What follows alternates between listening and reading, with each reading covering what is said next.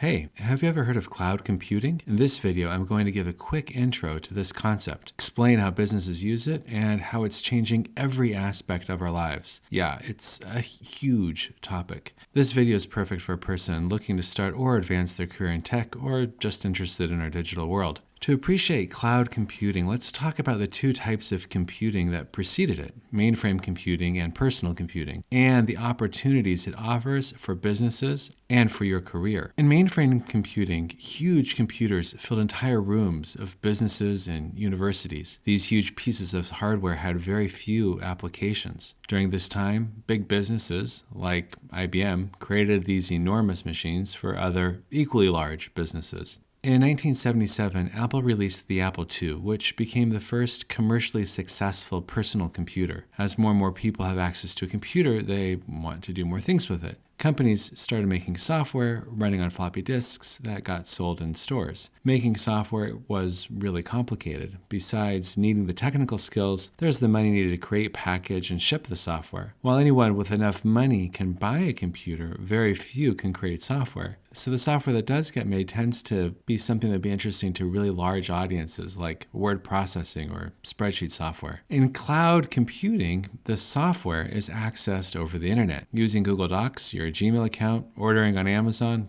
watching a YouTube video are all examples of cloud computing. It's called cloud computing since, just like a cloud floats in the air and is sort of always there, computing power over the internet is just always available. In fact, it's not a cloud at all. It's just usually really big server farms located outside of major cities. The National Institute of Standards and Technology says, and I'm going to quote directly, so this is not going to be plain English, cloud computing is a model for enabling ubiquitous, convenient, on-demand network access to a shared pool of configurable computing resources that can be rapidly provisioned and released with minimal management effort of service provider interaction. That last line about rapidly provisioned and released, in my opinion, is the key idea. It's now possible for nearly anyone to develop computer programming skills, write an application, and send it out into the world. We've gone from a world where very few people could create very few software programs for a few people, to now when anyone can create software and get it into the hands of billions of people. You can create software that solves a very niche problem, but for tons of people, and still have a huge business. There are companies like Amazon Web Services or AWS that make it easy to rent space and get massive amounts of computing power,